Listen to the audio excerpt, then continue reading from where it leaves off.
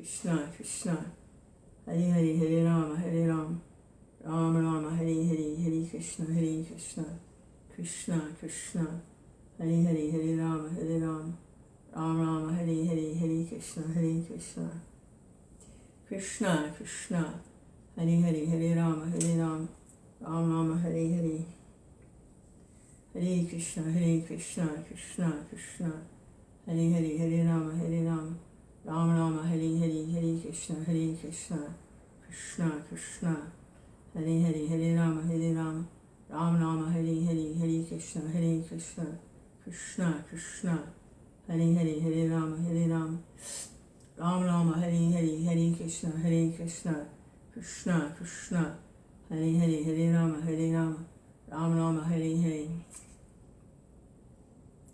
So, how significant is the Srimad Bhagavatam?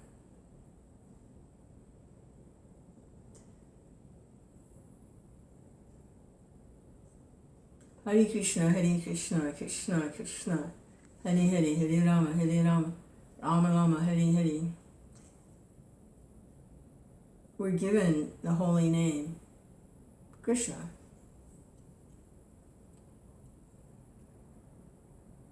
And Harinam, Harinam, Harinam, Ibikevalam, Kalona Steva, Nasteva, Nasteva, Ganiranyata. Hello, Hare Krishna. Haribol. Blissful duo has arrived. Hare Krishna. So I was just asking the question, how important and how significant is Srimad Bhagavatam? It was Prabhupada's life work. He translated with commentaries and a lot of different scriptures, but the Bhagavatam was a monumental work. It's 12 cantos, and each canto has like 2-3 parts to it. There's, I don't know how many verses in there, thousands and thousands. And he was up all night. Well, not all night, but good part of the night. He only slept a few hours. And while everyone else was sleeping, then he was translating with commentaries in a very meticulous way, each and every word and verse of the Srimad Bhagavatam. So the first 9 cantos, they deal with a lot of different subjects. They deal with the creation of the universe, time and space, the first living entity, the first time the message of Godhead was spoken to the first living entity, and what the message was, and then it goes on from there. Descriptions of the planets, descriptions of the journeys of the different surrendered souls and what they experience in relationship to God, Krishna, how they know Krishna, what forms they surrender to, the different incarnations of the Lord. He doesn't always appear in a human form. Sometimes he appears as a turtle. But of course not an ordinary turtle. When Krishna appears as a human being, he doesn't appear as an ordinary human being. He lifts Govardhan Hill when he's 6 years old. It's not just like a little hill. This is like a mountain. On the little finger of his left hand, he lifts the thing, and everyone climbs under it for shelter from the rage of the demigod Indra. So when he appears as a turtle, it's not just some little ordinary turtle trying to cross the road. Watch out, don't run him over. He appears as this gigantic form, and Mandara mountain rests on his back, and the demons and the demigods, they use Vasuki, not my Vasuki, my little pet here, but the Vasuki, the king of the serpents, as a churning rope. And they churn the mountain, and it's resting on Karma's back, Krishna, in the form of a giant turtle, and he feels good. Scratching my back. It's a whole pastime, and Krishna appears like that for that pastime. As a turtle, a giant turtle. He appears as a giant boar. Nice way of saying pig. He appears as a giant boar to lift the earth from the earth planet had fallen into the ocean and was being submerged. And Krishna appears as a giant boar with his tusks. Boars have tusks. Pigs don't. Boars do. And he scooped the earth planet up to reinstate it, take it out of its fallen position. The whole planet had fallen. He appears as a giant boar.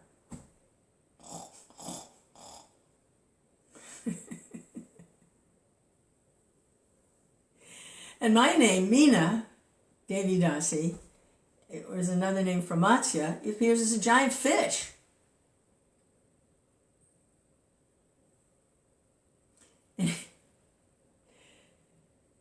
To rescue the sages and the saints, the Vedas were not written down at the time, they were personified.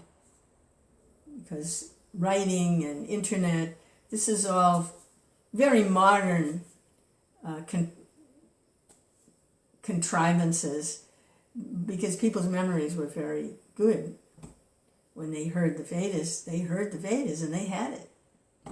Now you hear the Vedas and you can't remember what you heard. You got to write it down, or you got to Google it. Google remembers. You got it. Google. So, but it wasn't like that previously. So he appeared as a giant fish to put the saints and sages and rishis and a sampling of all the different living entities. This is the Noah's Ark thing. You go and look at the pastime, I forget what canto it's in, that King Priyavatra was informed to put the seeds from all the living entities, the herbs, the plants, everybody, on this giant boat, along with the saints and sages, to take it through the waters of devastation. Lord Brahma took an unscheduled nap.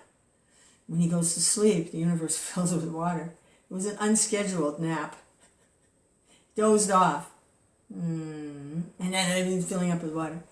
So he appears as a giant fish.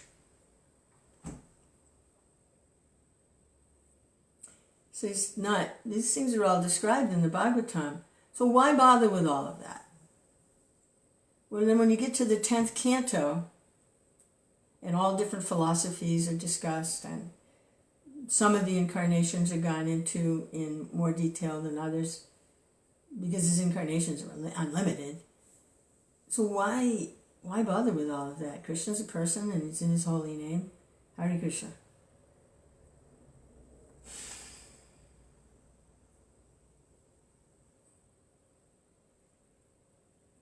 Because it helps us to understand and appreciate Krishna in his human form, which is how we're in the human form. We're not human beings, excuse me. How long are you going to be a human being for? At most 100 years, and that's like super rare. We're not human beings, but we're very proud and think that we, I don't know, just two-legged animals with a little bit of intelligence and the opportunity to understand something about the Supreme Being. Hare Krishna. So for us, we understand Krishna in the human form. That's how we can relate to Krishna. And the 10th canto discusses his extraordinary activities as a human being. His loving pastimes, his loving exchanges. He's the reservoir of pleasure, and he enjoys that. His pleasure, potency. In his Vishnu forms, he appears. I was thinking about these incarnations, and like the animal types, you know. It said that Krishna appears in all species of life. He incarnates. So somewhere there's a grasshopper Krishna, somewhere there's a frog Krishna. So, I mean, what he says is appears in all species, incarnates, Vishnu form in all species. So we have record of the boar, the fish, the turtle, and the jumping off point. In the higher planets, they have more volumes of Bhagavatam. Maybe the grasshopper incarnation is discussed in more depth and why he appeared like that. Okay, all right. Reaches the limits of our attempts to Krishna. Hare Krishna, Hare Krishna, Krishna Krishna, Hare Hare.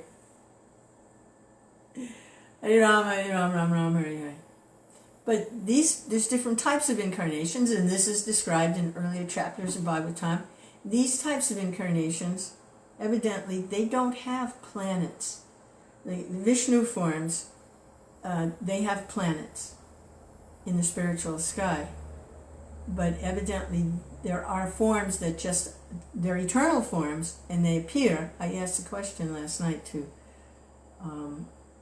a devotee that I wouldn't have asked the question to unless I was willing to accept his answer. He answered very briefly that they just appear from time to time and for specific purposes and tasks. But it's not like there's a planet of the turtle or something. Hare Krishna. And also I was wondering, where is Krishna? You know, he doesn't appear alone, so where's the bhakti? Where's, you know, but these are Vishnu forms. And so I'm looking, I want more depth of understanding, because there's Lakshmi Narayan, Radha Krishna, and there's Prahlad Nishinga, but there's also Nishinga, Lakshmi Nishinga, the devotional potency, because Krishna, it's eternal companion when he manifests. So with the fish incarnation, there's King Satyavrata, who is the pure devotee that Krishna relates to at the time, but it is Matsya. But where's Lakshmi? Lakshmi Matsya. Lakshmi Varaha. We don't hear that. So there are different types of incarnations. That some are more Vishnu forms for a specific task or purpose in the material setting. See, Krishna's, he's pretty big, you know. I mean, he's there's a lot going on. We're getting like a little smidgen, but we can drown in that drop. Even you just get a drop of this, you can drown in it. Hare Krishna, Hare Krishna, Krishna Krishna. But the problem is, you want more. Once you get a little taste, you want more. You want to know more about Krishna. You want to know more about his activities. Why? Because if there's some loving atmosphere, you want to know about the person that you love. You want to know all about them. You want to know everything. You want to know what they ate for breakfast. You want to know what they thought in certain circumstance. You want to know what they did. If they just move their eyebrow, it can be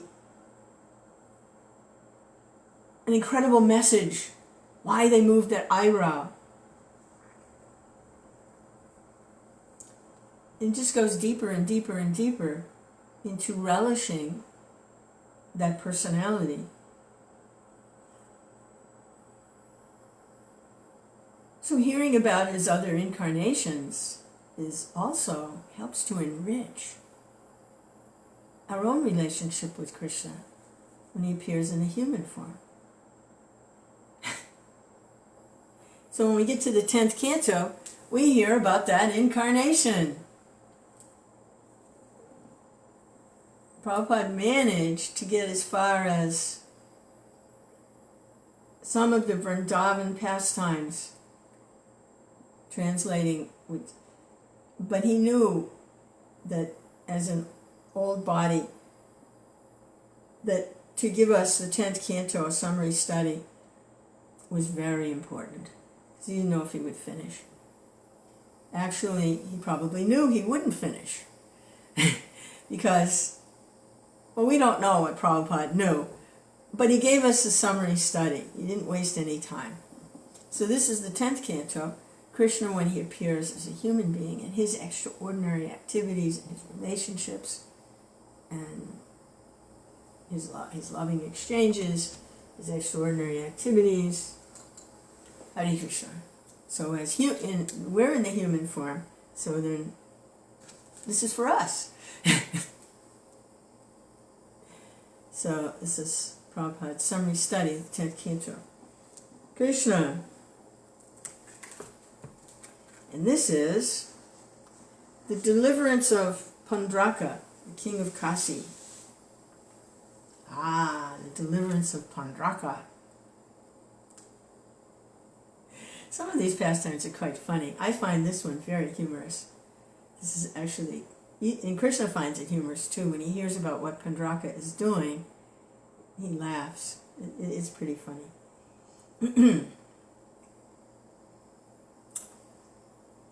Jai Śrīla Prabhupada. Nama Om Vishnu Padaya Krishna Prastaya Bhutale Srimate Bhakti Vedanta Swami Niti Namane Namaste Saraswati Deve Gauravani Pracharane Nirvisesa Sunyavadi Paskechadi Satarane Krishna Chaitanya Prabhu Nityananda Shri Advaita Radhar Shiva Sadi Gaur Bhaktivinoda Hare Krishna Krishna Krishna Hare Hare Hare Rama Rama Rama Hare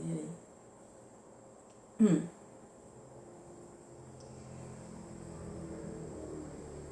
The story of King Pauṇḍraka is very interesting because there have always been many rascals and fools who have considered themselves to be God.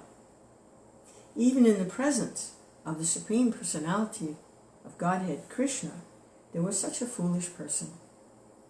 His name was Pauṇḍraka, and he wanted to declare himself to be God. While Lord Balaram was absent in Vrindavan, this King Pauṇḍraka and the king of the Karusha province, being foolish and puffed up, sent a messenger to Lord Krishna.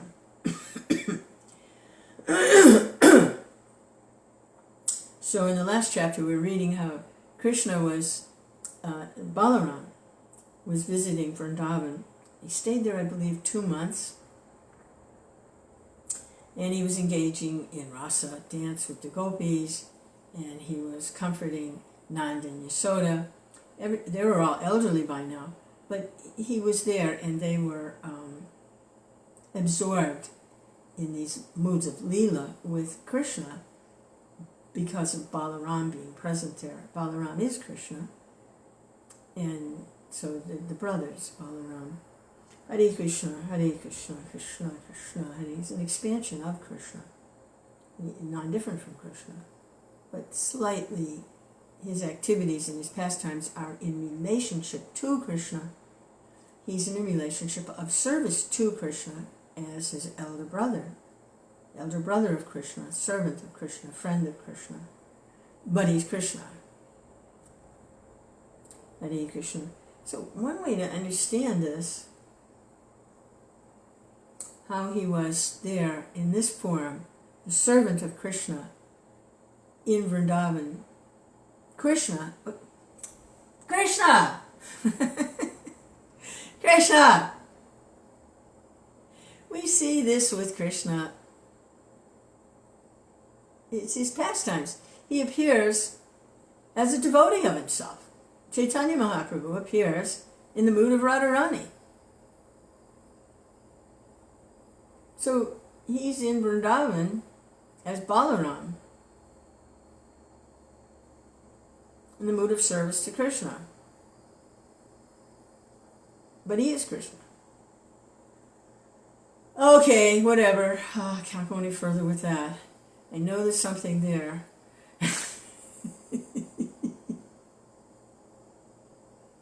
Anyway, that was the last chapter. All right, are we ready? No.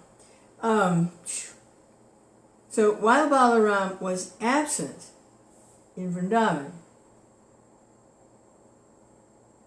this king Pauṇḍraka, the king of Kurusha province, being foolish and puffed up, sent a messenger to Lord Krishna. Lord Krishna is accepted as the Supreme Personality of Godhead, and King Pauṇḍraka directly challenged Krishna through the messenger, who stated that Pauṇḍraka, and not Krishna, was Vasudeva, the son of Vasudeva. In the present day, there are many foolish followers of such rascals. Similarly, in this day, many foolish men accepted Pauṇḍraka. In his day, many foolish men accepted Pauṇḍraka as the Supreme Personality of Godhead. Because he could not estimate his own position, Pauṇḍraka falsely thought himself to be Lord Vasudeva. He was intoxicated. He couldn't estimate his own position in relationship to Krishna. He was intoxicated by his sense of power. And he couldn't estimate his own insignificance. Lord Brahma had that also. When he went to visit Lord Krishna, our Lord Brahma in our universe has 4 heads. They all work together nicely. Krishna. But he had 4 heads, and he went to visit Lord Krishna, and he bowed down to Krishna, and he was thinking that he was really something. So to help him, Krishna manifested, called all the other Lord Brahmas from all the other universes, and they all came at the same time. And some of them had hundreds of heads, thousands of heads, who knows how many heads. And there was Lord Brahma with his 4 heads. Because he wasn't able to estimate his own position, he was a little intoxicated by being Lord Brahma, creator and of the material unit, secondary creator of the material universe.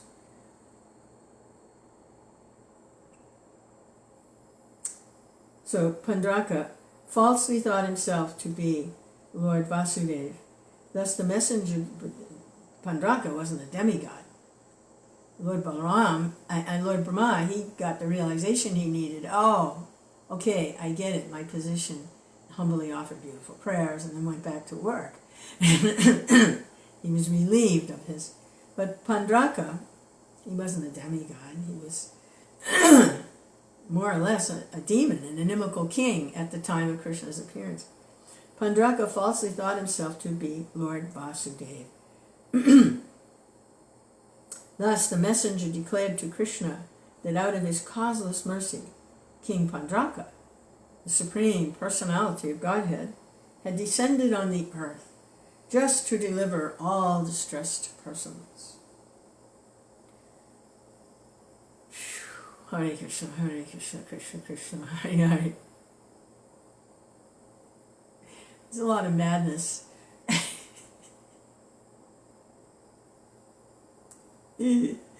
Surrounded by many other foolish persons, this rascal Pauṇḍraka had actually concluded that he was Vasudeva, the Supreme Personality of Godhead. This kind of conclusion is certainly childish. When children are playing, they sometimes create a king among themselves, and the child who is so selected thinks that he is the king. Similarly, many foolish persons, due to ignorance, select another fool as God, and then the rascal considers himself God, as if God could be created by childish play or by the votes of men. Under this false impression, thinking himself the Supreme Lord, Pauṇḍraka sent his messenger to Dwarka to challenge the position of Krishna. the messenger reached the royal assembly of Krishna in Dwarka and conveyed the message given by his master, Pauṇḍraka. The message contained the following statements. I am the only Supreme Personality of Godhead, Vasudeva. There is no man who can compete with me. I have descended as King Pauṇḍraka, taking compassion on the distressed Krishnician souls out of my unlimited causeless mercy. You have falsely taken the position of Vasudeva without authority. But you should not propagate this false idea. You must give up your position, O descendant of the Yadu dynasty. Please, give up the symbols of Vasudeva, which you have falsely assumed. After giving up this position, come and surrender unto me. If, out of your gross impudence, you do not care for my words, then I challenge you to fight. I am inviting you to battle in which the decision will be settled. Prabhupada compares this to when children play. Sometimes they choose a king, and they play like he's the king, and he actually starts to think he's the king. But it's children playing. Oh, this is childish. When all the members of the royal assembly, including King Ugrasena, heard this message sent by Pauṇḍraka, they laughed very loudly for a considerable time. After enjoying the loud laughter of all the members of the assembly, Krishna replied to the messenger as follows.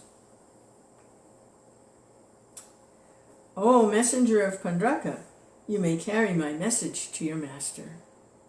He is a foolish rascal. I directly call him a rascal, and I refuse to follow his instructions. I shall never give up the symbols of Vasudeva, especially my disc. I shall use this disc to kill not only Pauṇḍraka, but all his followers also. I shall destroy this Pauṇḍraka and his foolish associates, who merely constitute a society of cheaters and cheated. When this action is taken, foolish king, you will have to conceal your face in disgrace, and when your head is severed from your body by my disc, it will be surrounded by meat-eating birds, like vultures, hawks, and eagles. At that time, instead of becoming my shelter, as you have demanded, you will be subjected to the mercy of these low-born birds. At that time, your body will be thrown to the dogs, who will eat it with great pleasure. Ew. Ew. Hare Krishna. Poor Pauṇḍraka. Hare Krishna.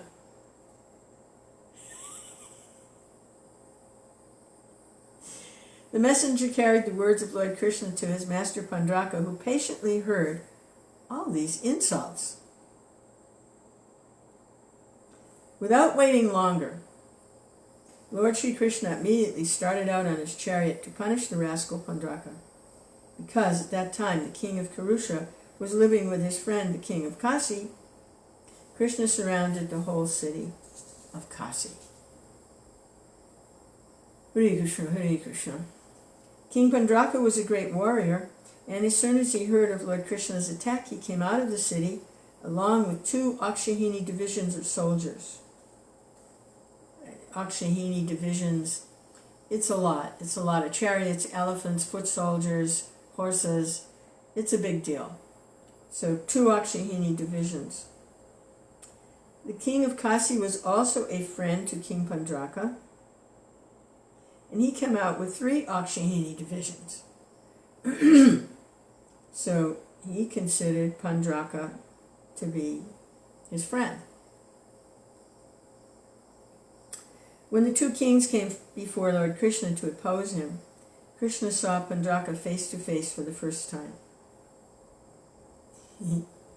He saw that Pauṇḍraka had decorated himself with the symbols of conch shell, disc, lotus, and club.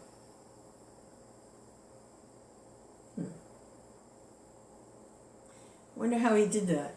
He would need 4 arms to do that. How did he decorate himself? He carried the Sharnga bow, and on his chest was the insignia of Shrivats. His neck was decorated with a false Kaustubha jewel, and he wore a flower garland in exact imitation of Lord Vasudeva. Okay, so did he have Lakshmi? You know, the goddess of fortune? Where was the goddess of fortune in all of this? He was dressed in yellow-colored silken garments, and the flag of his chariot carried the symbol of Garuda, exactly imitating Krishna's. He had a very valuable helmet on his head, and his earrings, like swordfish, glittered brilliantly. On the whole, however, his dress and makeup were clearly imitation. Imitation is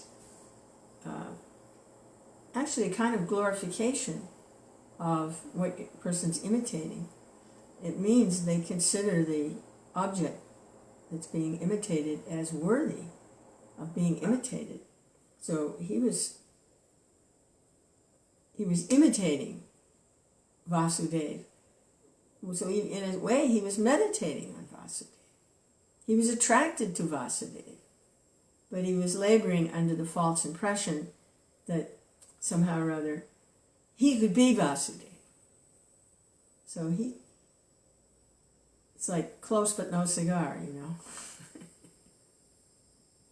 Anyone could understand that he was just like someone on stage playing the part of Vasudeva in false dress.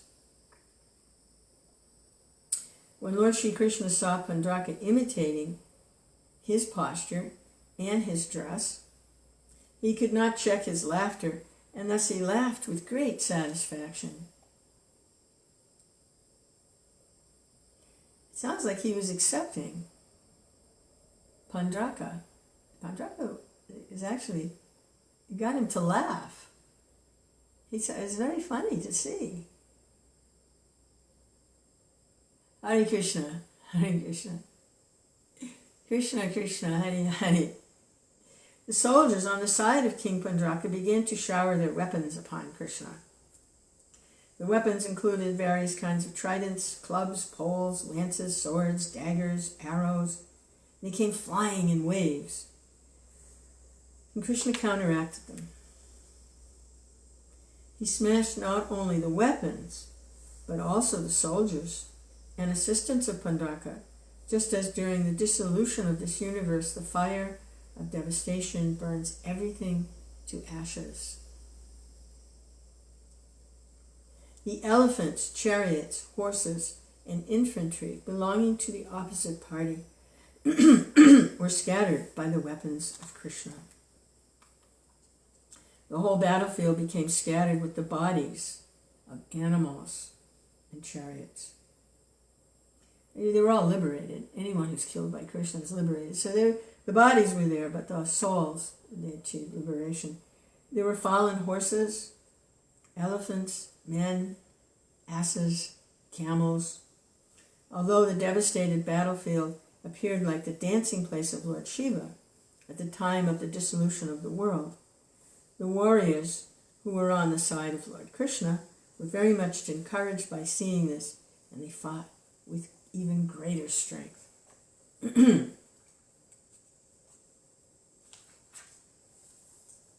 At this time, Lord Krishna told Pauṇḍraka, "Pauṇḍraka, you rascal, you requested me to give up the symbols of Lord Vishnu, specifically my disc.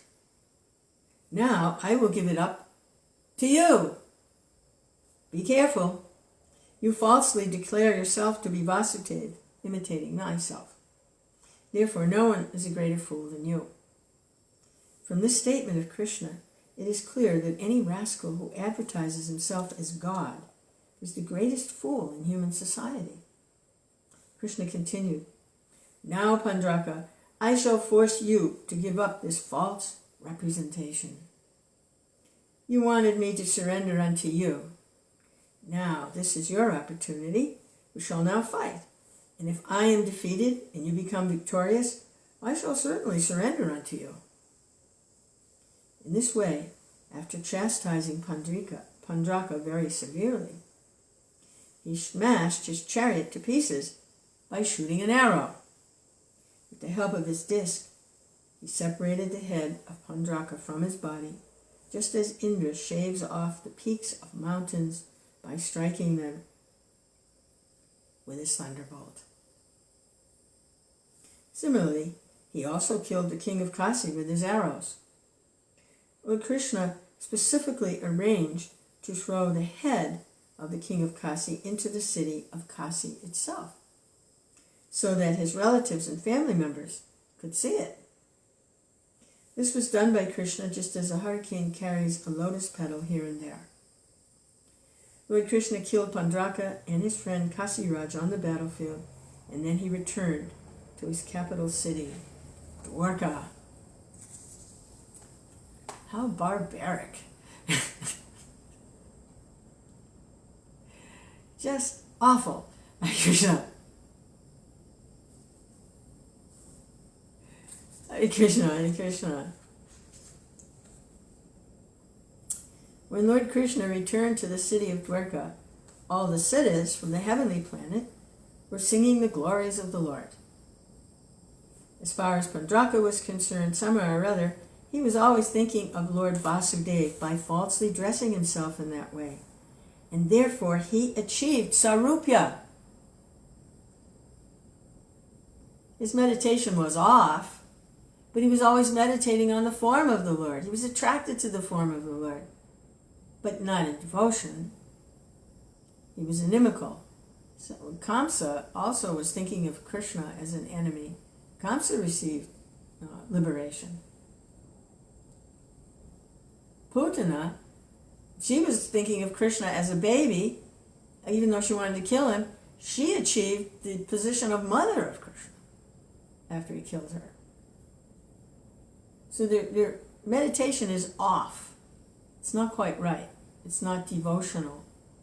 But they're attracted to the form. Therefore, Pauṇḍraka achieved sarupya. That's why to find fault with anyone, even if they're off just a little bit in their devotion,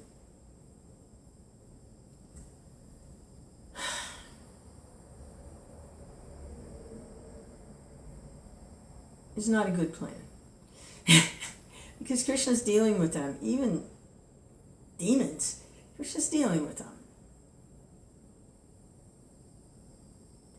Pauṇḍraka achieved sarupya, which means the same form, one of the 5 kinds of liberation, and was thus promoted to Vaikuntha planets, where the devotees have the same bodily features as Vishnu, with 4 hands holding the 4 symbols. Factually, his meditation was concentrated on the Vishnu form, but because he thought himself to be Lord Vishnu, it was offensive. After being killed by Krishna, however, that offense was also mitigated. Thus, he was given sarupya liberation and he attained the same form as the Lord. So, in approaching the Lord's intimate pastimes, specifically with the gopis, sometimes people become intoxicated and think that they can enjoy like Krishna with the gopis. So, in the beginning of Krishna book, maybe the introduction somewhere, Prabhupada explains even people who have this lusty mentality, they should still read Krishna book and they will become purified by hearing about Krishna, being attracted to Krishna's form, Krishna's pastimes. even if they're not devotional. They're not there yet. They have some lust. If they're lusty, if they're not, or specifically, the pastimes are for the liberated souls. But even also at initiation, formal initiation, when vows are taken, purified or unpurified, one who remembers the Lord. So that's what happened to Pauṇḍraka.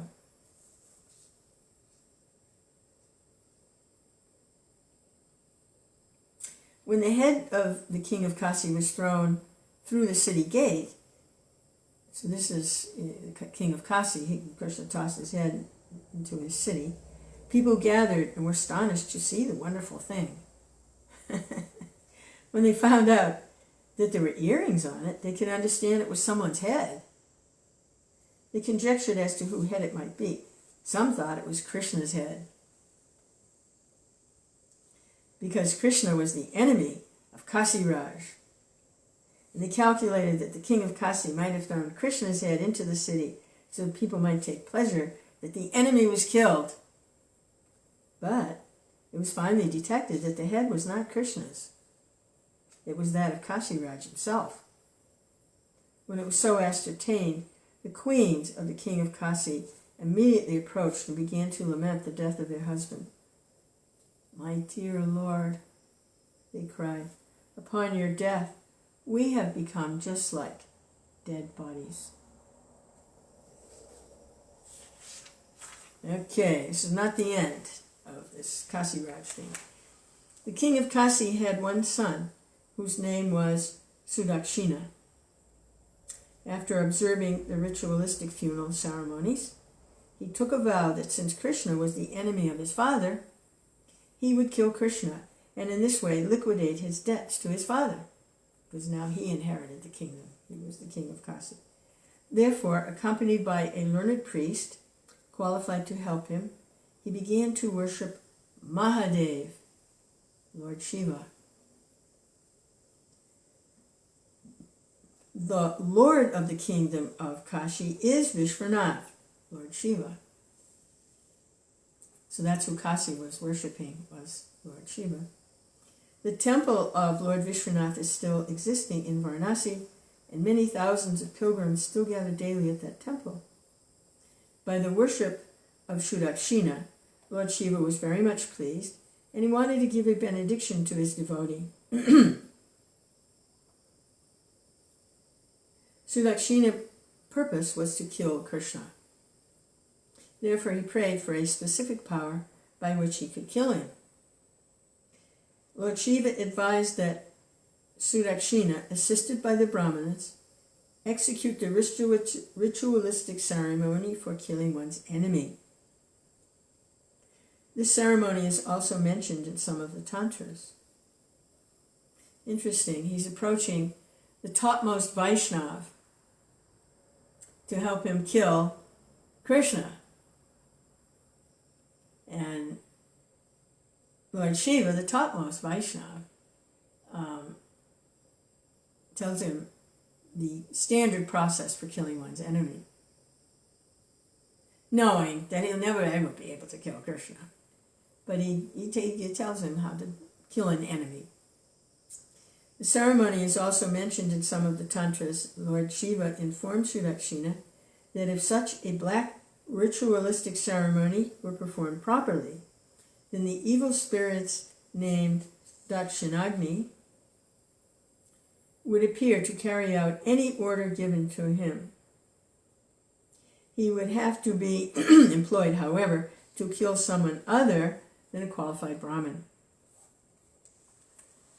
In such a case, he would be accompanied by Lord Shiva's ghostly companions, and the desire of Sudakshina to kill his enemy would be fulfilled.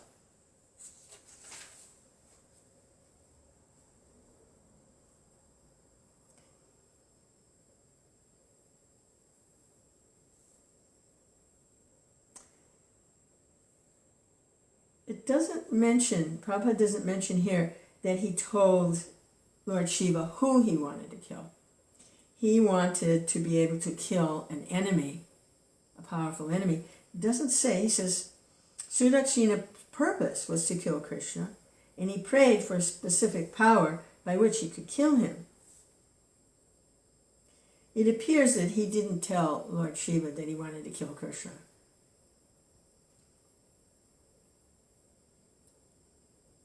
Because Lord Shiva says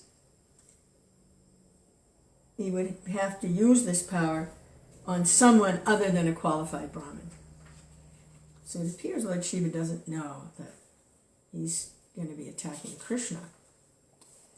When Sudakshina was encouraged by Lord Shiva in that way, he became assured that he would be able to kill Krishna. With a determined vow of austerity, he began to execute the black art of chanting mantras, assisted by the priests. See, this is still material. It's a mystic power, but it's still a material approach. It's still materialistic. After this, out of the fire came a great demonic form whose hair, beard, and mustache were exactly like the color of hot copper. This form was very big and fierce. As the demon arose from the fire, cinders of fire emanated from the sockets of his eyes.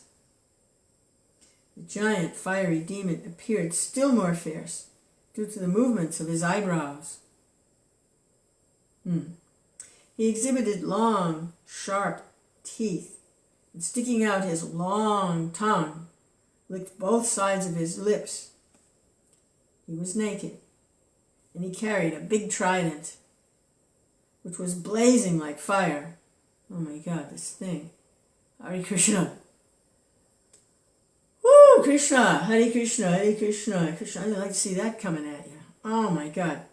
After appearing from the fire of sacrifice, he stood wielding the trident in his hand. Instigated by Sudakshina, the demon proceeded toward the capital city. Now there's a problem with conjuring up these kinds of forces, that if they're sent on a mission and they can't complete it, then they come back and they do like a boomerang, because they have to exert their powers and their force, and they come back on the person who conjured them up. So I'm wondering if that goes on here. I don't know. I have a sneaky suspicion that's what happens. It was a while ago since I read this, so I can't exactly remember.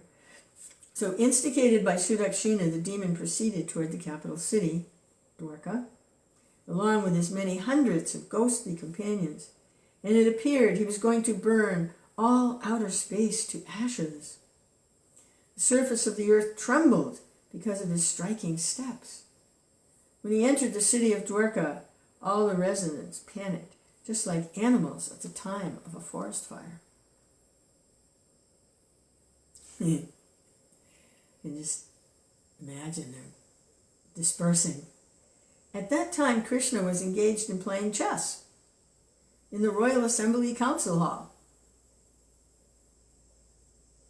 Wonder who he was playing with. All the residents of Dwarka approached and addressed him. Dear Lord of the three worlds, there's a fiery demon ready to burn the whole city of Dwarka. Please save us. So he's playing chess and they barge in. Thus, after approaching Lord Krishna, all the inhabitants of Dwarka began to appeal to him for protection from the fiery demon who had just appeared in Dwarka to devastate the whole city. Lord Krishna, who specifically protects his devotees, saw that the whole population of Dwarka was most perturbed by the presence of the great fiery demon. He immediately began to smile and assured them, "Don't worry, I shall give you all protection." Krishna's really good at protecting his devotees. We saw that in Vrindavan. Don't worry, I'll kill this Aghasura. Don't worry, I'll kill this Aristashura. Don't worry, I'll kill this Putana. Don't worry, I shall give you all protection. The Supreme Personality of Godhead, Krishna, is all-pervading. He is within everyone's heart, and he is without also in the form of the cosmic manifestation. It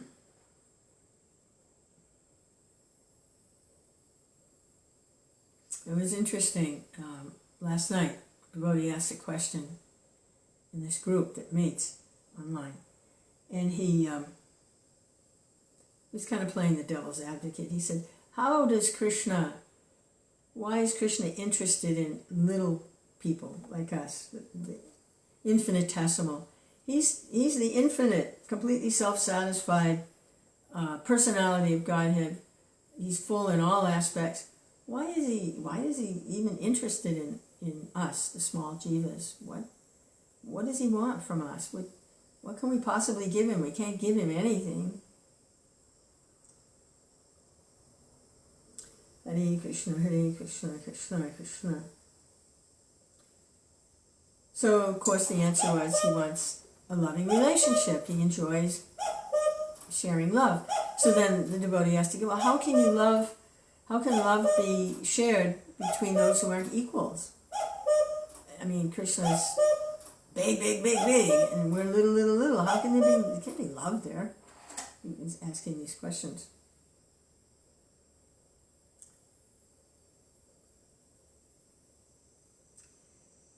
So, here, the Supreme Personality of Godhead is all-pervading. He is within everyone's heart, and he is also in the form of the cosmic manifestation.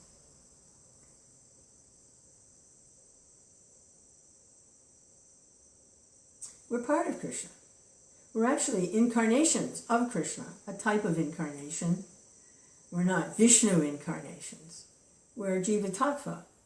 So, why would Krishna hate himself? In that sense, we are Krishna, but not like Pauṇḍraka thought. We are Krishna, we're little particles of Krishna. So do you hate your toe? You got a toe, it's very small and apparently insignificant. Do you hate it?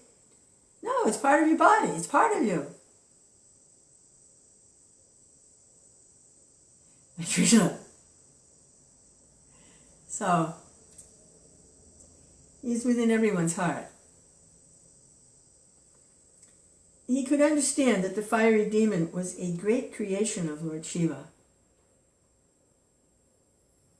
And in order to vanquish him, he took his Sudarshan chakra and ordered him, the Sudarshan chakra is a personality, to take the necessary steps.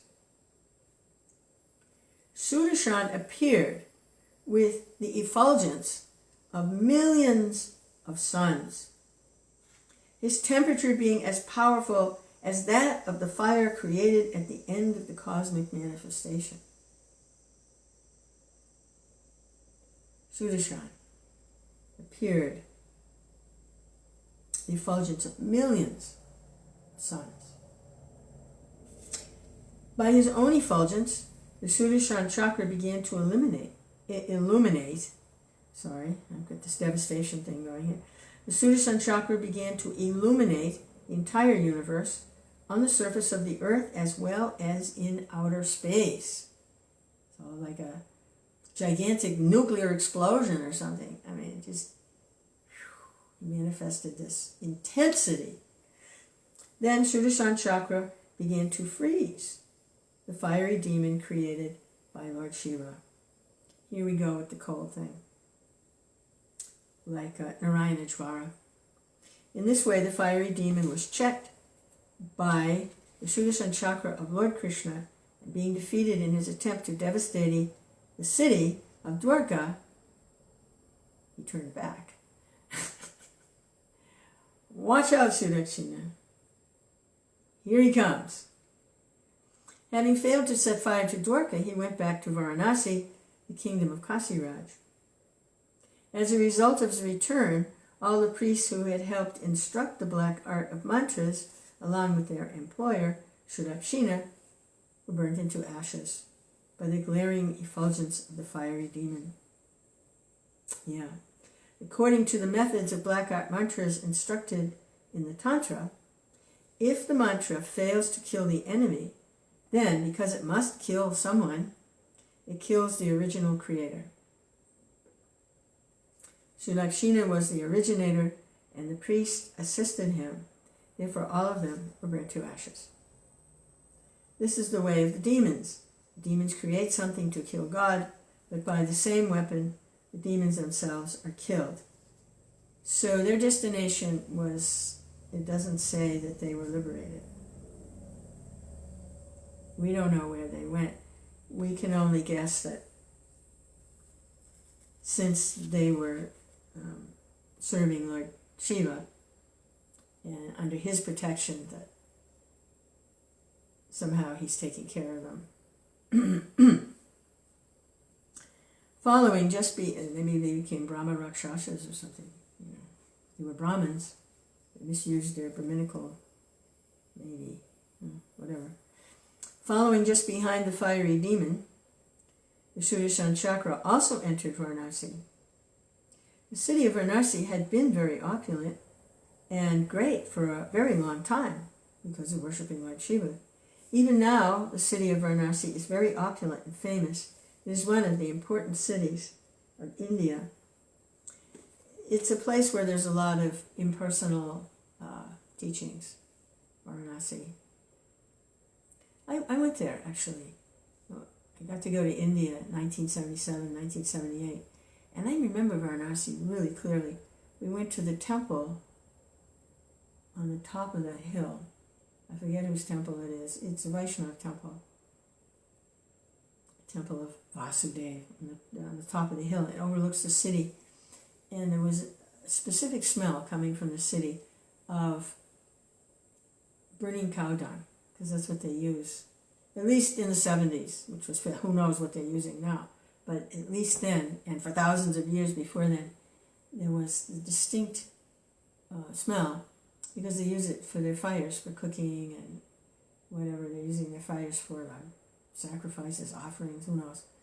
It was a distinct smell of the burning cow dung. It was a very nice fragrance, smelled very nice. Earthy, very earthy. And I remember looking over the city. It's all very small, little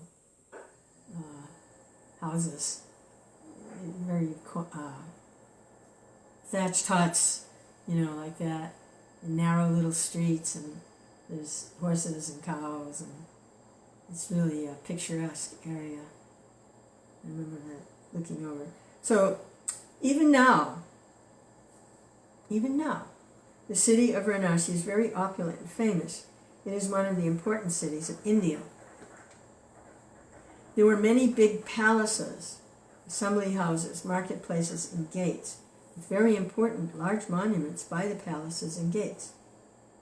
Lecturing platforms could be found at each and every crossing of the roads. There was a treasury house and elephant heads, horse heads, chariots, granaries, and places for distribution of foodstuff. So there was no famine there. It looks like distribution of foods.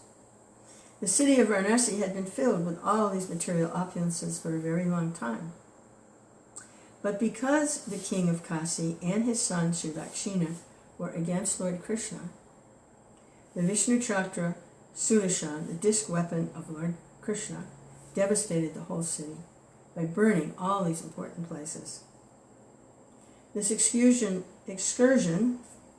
was more ravaging than modern bombing.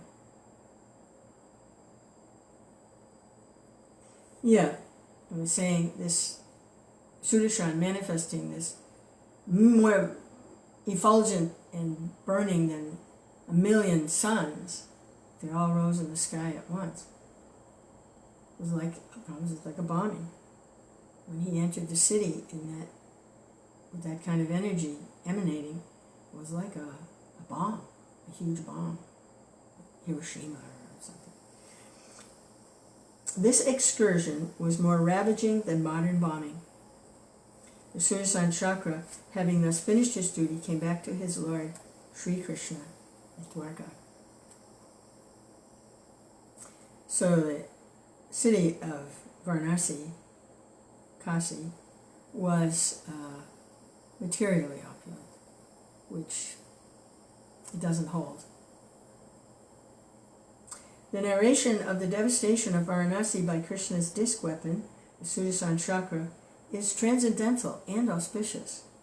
Anyone who narrates Hare Krishna, Krishna Krishna, Hare Hare, this story, or anyone who hears this story with faith and attention, will be relieved of all reaction to sinful activities. This is the assurance of Shukadeva Goswami, who narrated the story to Parikshit Maharaj.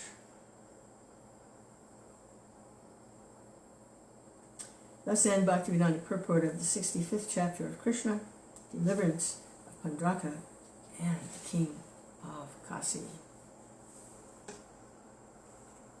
Hare Krishna, Krishna Krishna, Hare Hare, Hare Rama, Rama Rama, Hare Hare, Hare Krishna, Krishna Krishna.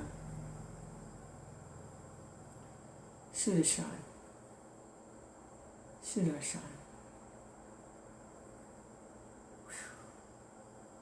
Sudarshan. Wow. So, the next chapter is when Lord Balaram deals with Dvidvid Gorilla. So these are the extraordinary pastimes and activities of Krishna when he appears as a human being. Hare Krishna, which he did 5,000 years ago. And these are recorded pastimes. Hare Krishna, Krishna Krishna, Hare Hare, Hare Rama, Rama Rama, Hare Hare. Govinda.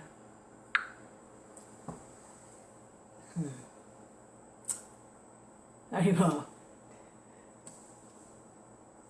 Krishna Chaitanya, Prabhu Nityananda, Shri Advaita Gadadhar. There's a lot going on in this movement. Hare Krishna.